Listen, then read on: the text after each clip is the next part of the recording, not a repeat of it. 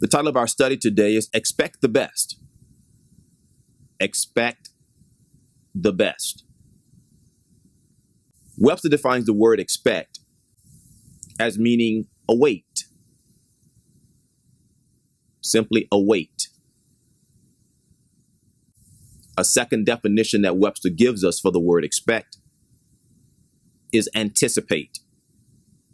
Anticipate. But the one that we're going to focus on today that I think is particularly appropriate for what we're doing here in this study is to look forward. In other words, people who expect the best have an uncanny ability to look forward in a positive way. They look forward for the opportunity. The cup is always half full instead of half empty. But what stands in the person's way from expecting the best in their life, in everything that they do? What stands in the way of God's people, his children, realizing the best that life has to offer? It's clear what God desires for his people, the children of Israel. He said, I'm going to bless you with the land flowing with milk and honey, which means he desires the best for them, not the worst for them. Jesus came, the Son of God came to be an earthly example for his children because the Lord was having mercy upon his people because they weren't living right. They weren't getting the results that he wanted them to get. They were living beneath their privileges. So Jesus came to live an exemplary life to show his people a better way, to show them a more perfect way that they might be compliant to the law of God that God gave them originally and the way of life that allows them to achieve what the Lord desires for them to have, which is abundance. Jesus said, I came in St. John. He said, I came that God's people might have life and that they might have it more abundantly.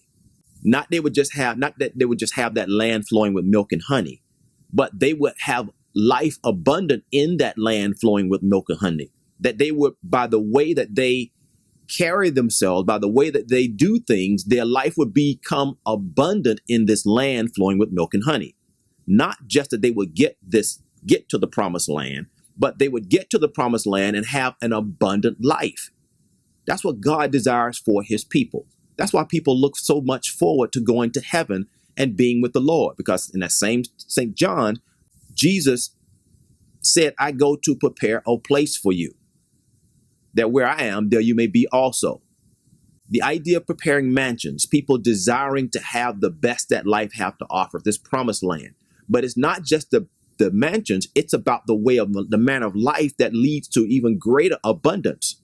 That's what God wants for his people. But he doesn't just want it when they get to heaven. He wants it for them right now. But what stands in the way? What is standing in the way of God's people receiving and achieving this abundance that God desires for them? What's standing in God's people's way right now, today, from beginning to go down this path? We first have to understand that God wants us to increase our faith in him. That's what this study is about today, increasing our faith in him. Right now, somebody's looking for God to do something special for them in their life.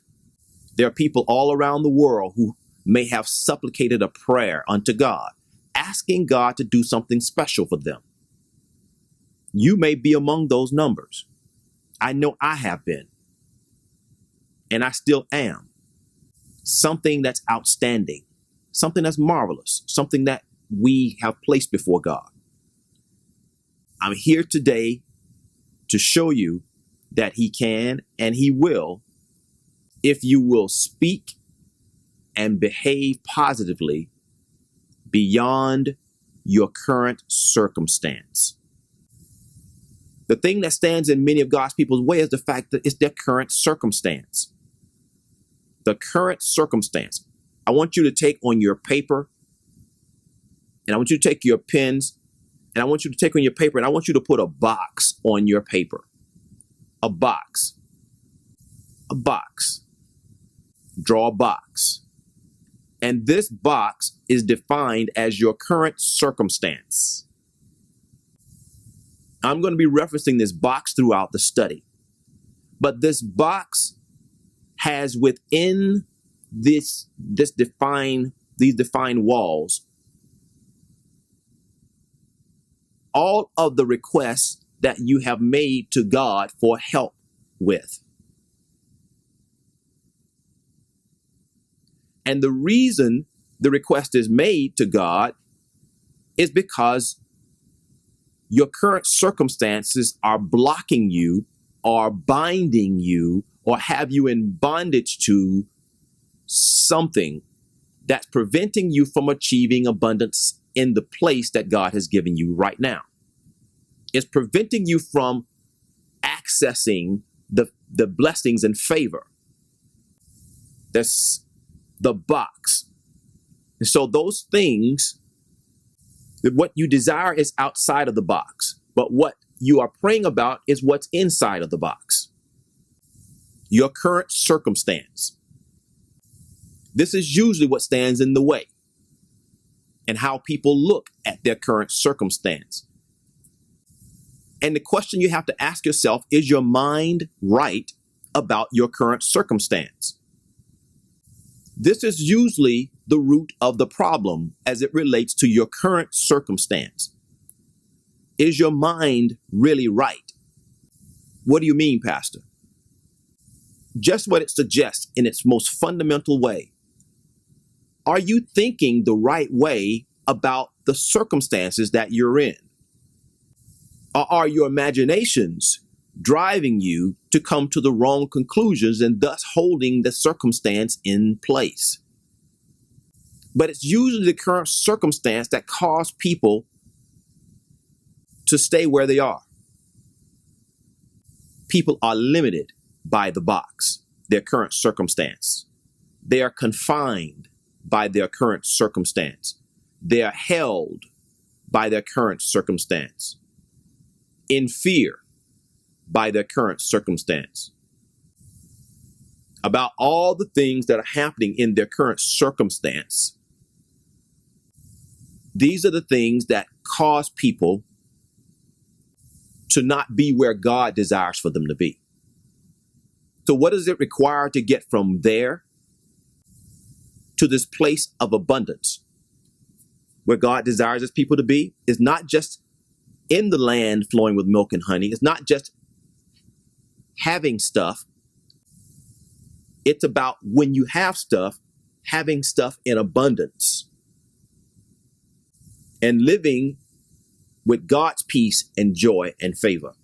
That's what it's about. What's standing in the way? It's our faith, our expectations. That's what's standing in the way. Our feelings, as well as society's feelings about the trials, the tribulations, or the things that stand in your way, that's in your life. It's about your feelings about it. It's about society's feelings about it. About these trials, tribulations, or these problems in our lives that force us, if we're not careful, to live within this defined box. It's our feelings as well as society's feelings that force you to be limited by this box. A box that's intended to limit your options. A box that's intended to limit your belief as to what is possible. See, the feelings that you have about the things that are going on inside the box. And what I want you to do right now with your boxes, if you would, I want you to put some P's, the letter P inside the box. And put the letter P there for the top 3 trials that you might be having, the top 3 tribulations that you might be having. Just put it in the box. P. So there should be 3 P's in the box. If you have 3 trials, the top 3 trials, the top 3 tribulations, that's what the P's represent in your box. And it's different for everybody. But what I want you to know is that you have certain feelings about those 3 P's. And society has certain feelings about those 3 P's. And the combination of those feelings is what is shaping the thoughts and causing you to live in a place where God doesn't want you to be. The box is intended, and this is what the box is. It's intended to limit your options and eventually limit your belief as to what is possible. We're not going to go there today, but as we go through the study, I want you to remember our brother Job. And I want you to remember not the fact that he lost things, that he had problems, but I want you to remember the circumstance by which those problems existed in his life. It was his feelings about those problems. It was his wife's feelings about those problems. It was his friends' feelings about those problems. And that basically is society. So it's his feelings and the people around him's feelings about those same set of problems. The box. The box is intended, when you look at it, to limit your options and eventually limit your belief as to what is possible. For many people today, those P's could be bills that they cannot pay. For many people today, those P's could be not having any money. For many people today, it could be, those P's could be not having a job. For many people today, the P within those boxes could be not having enough money to pay for essential things, or to pay bills, foods, and other things that you might need to pay for. Gas and cars and insurances and maintenance and on stuff and so on. Add in there, sickness could be one of those P's. That suddenly appears. A sickness that suddenly appears could be one of those P's. Or sickness that a person has had a long time. It also, one of those P's could be making mistakes on a quiz, on a test, on an assignment that causes you to earn a grade less than an A. Because as Sister Shirley always tells us, and she tells kids this and parents this all the time, when you start the school year, everybody has an A. Everybody has an A. So what your objective is during the course of that term is for you to do things that suggest you deserve to keep the A. And depending on the level of things that you do, depending on your mind, the state of your mind, whether or not your mind is right, that'll determine what kind of choices you make, whether or not you will make mistakes that allow you to keep that A or to lose that A. But making mistakes and earning a grade less than an A in school is also one of those things. It could be one of those P's. Not getting a promotion on the job, that could be one of those P's as well. Not getting an increase in pay on the job can be one of those P's as well. Not having enough money to start a new business, that could be one of those P's for someone as well. Making mistakes while you're in the midst of competition. Shots you should have made. Turnovers that you may have had. Losing a race because you didn't execute right. In competition, you can lose. You can lose, whether it's sports or at work, because you're competing at work as well. Whether you understand it or not, you're competing at work as well with coworkers, competing in the community. But competition, which leads to losing, that is one of those P's as well. See, if any of these combination of these things are happening repeatedly in our lives, in the box is formed. If these things are happening repeatedly, that box is formed. It's a combination of your feelings as well as society's feelings about those things that determine whether or not you get beyond that box or not. And sometimes people can get so caught up, they can get so mentally jarred by what's happening that they can't see beyond that moment. They can't see beyond that current circumstance. They can't see beyond that situation. And what it does, unfortunately, cause some people to make the wrong choice, even to go so far as to try to take their lives, because they can't see beyond that current circumstance. That box is so defined and it seems like there's no hope.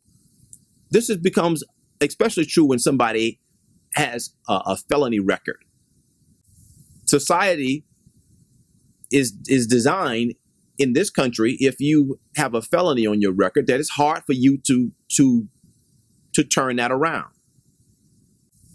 Because mankind in this country wants to make sure that you learn a lesson. It is not okay to commit those types of crimes or to make those kind of decisions against other people in society. I'm not on that today, but I want you to understand this connection. Your current circumstance is defined when these problems repeatedly come into your life.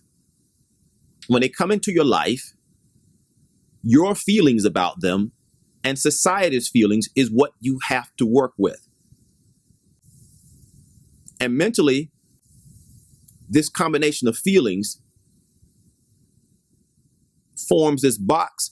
And mentally, we believe and trust so much in what we see and experience until we think that we can do no better.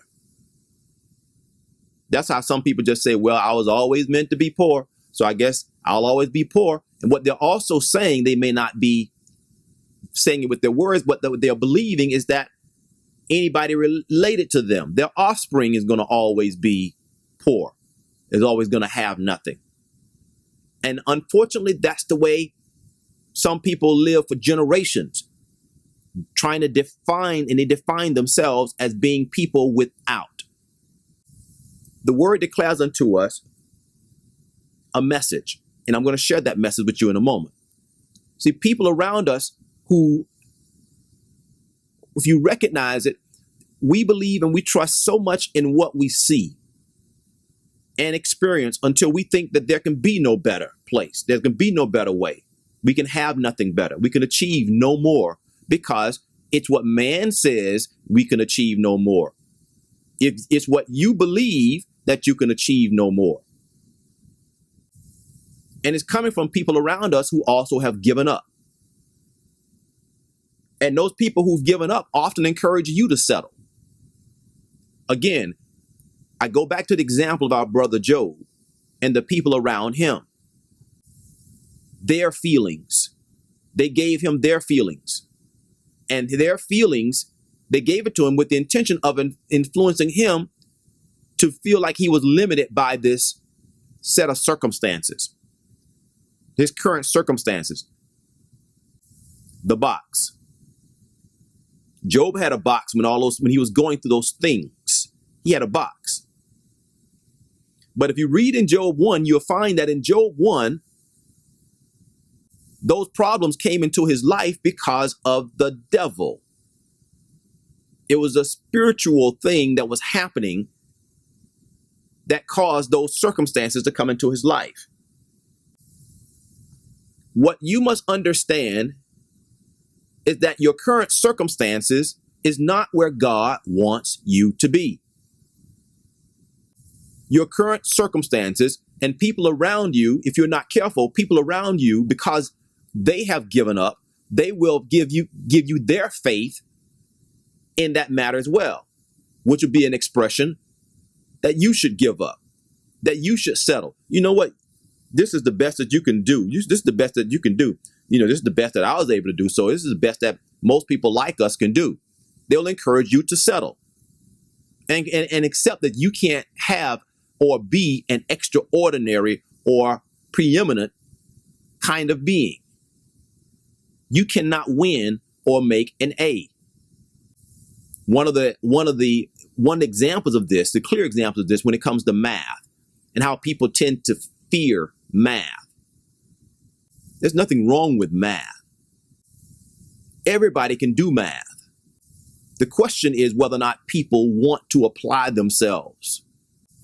But the conversation can be so rampant about people's feelings, society's feelings about it, that if someone is not doing well in math, then somebody else might come along with them with a conversation that defines that box to make them believe that they can't do anything in math because of the other chatter around them. I'm talking about your feelings and mankind's feelings, society's feelings.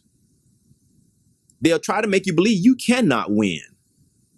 That's never been done before. So if nobody else has ever done it, then you are not going to be able to do it.